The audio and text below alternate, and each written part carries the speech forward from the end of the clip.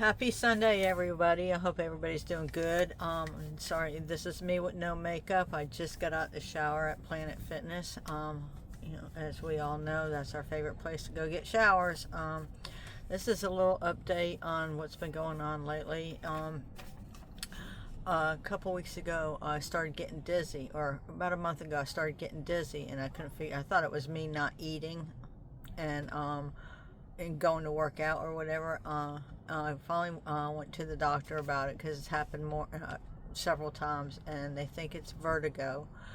I cannot take the medicine that they put you on for vertigo because I'm severely lactose intolerant and it has lactose in it. I go next week, I think it's Friday, next Friday, or this coming Friday, to do a hearing imbalance specialist to try to help me out with when I get dizzy, and I'm pretty much going to have to deal with it. So far it hasn't been too horribly bad. In the morning it's worse. When I first get up, I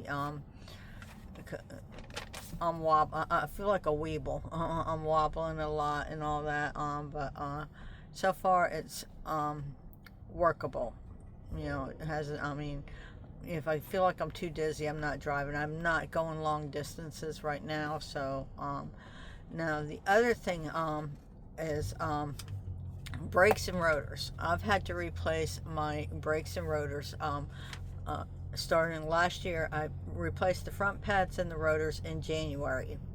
Then in June, I replaced the front pads, rotors, and calipers of 2025. Of October of 25, I replaced the front rotors. They were replaced for free because obviously there's a situation going on here. Then in February of 26, I did the rear pads and rotors. And I also put on new shocks on 8-9 of 24, the heavy duty shocks. So at this point, and something else is still going on, when I get to 40 miles per hour or higher, the steering wheel starts shaking. Google and everybody says it's the brakes and rotors. That's your first go-to thing. So I went to another place, a different place, for a second opinion. It's like, because I told my mechanic, I'm fit to be tied. I'm done. I've had enough of buying brakes and rotors. So I went to another place, and they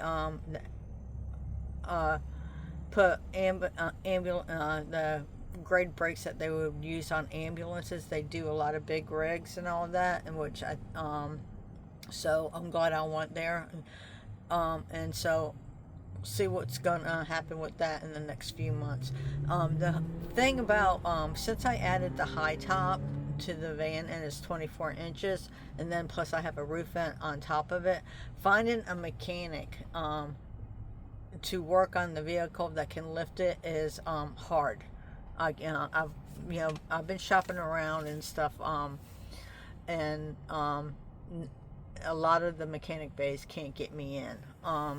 So even like Walmart, one time I had to screw in my tire and they couldn't even patch it because they don't work on vehicles outside the bays, and my van wouldn't get in the bay. So I had to get my way to another place that could get me in, or patch the tire.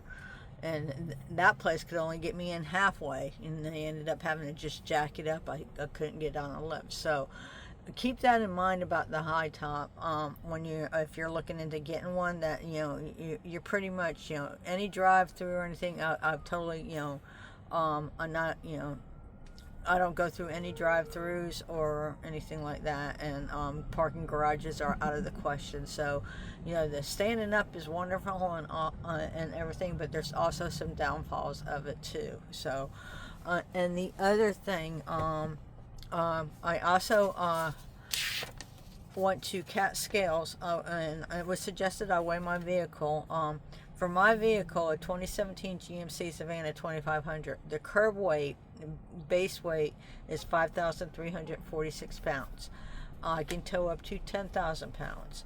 My VWR, I think that's something about the max weight, I forget what it stands for, is 8,600 pounds to 10,500 pounds. I went to Catskills, and first time ever going to a place like this. They're awesome for regular, not non-truckers and everything. My weight on my van on 327 of 26 was 7,840 pounds. So I am still under. I still have a lot of weight I can play with. So when I go to redo my floor, when it gets cooler, around the holidays, Thanksgiving and Christmas. I still am going to be way under the weight limit, and that was one thing I took into consideration when I built this van out. Is like I wanted and why I didn't use a bunch of wood. I wanted the least amount of weight possible, because just the roof itself weighs 250 pounds. So when you're doing your builds, keep that in mind too. The more wood you use, the more weight you're going to have. And once you get your other stuff in here, and that was with me in the vehicle too, so I didn't have to go on a diet.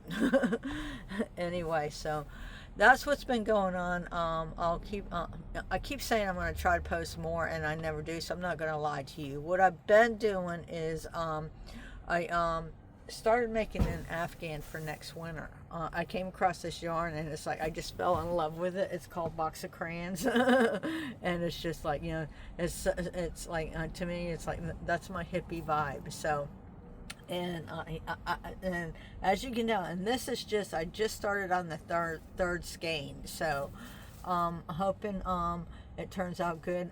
The only thing I should have done, I'm going to have to add some more on the sides, because if I need to double it over, it's not as big. So, and with this pattern, I can actually add on the sides, and it still will look, decent. So, so that's what I've been up to, guys. I've been working on my Afghan as much as possible when it's not murderously hot.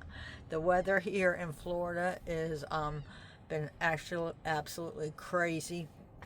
Like last week it was we were running around in shorts and everything. Yesterday it was colder and windier. Today I'm in long sleeves, so it's just the weather here doesn't know what it wants to do, and it's overcast today. So I hope everybody's doing good. For me, it looked crooked. I'm extremely pray that the brakes are finally straightened out, and because I was almost to my wits end to where I wanted to trade my vehicle in, and I shouldn't be at that point. I mean, it's only got 90,000 miles on it, and it's done me good. And I love this van. I've worked hard getting it to where I wanted it to be at, and I don't want to have to get start all over again.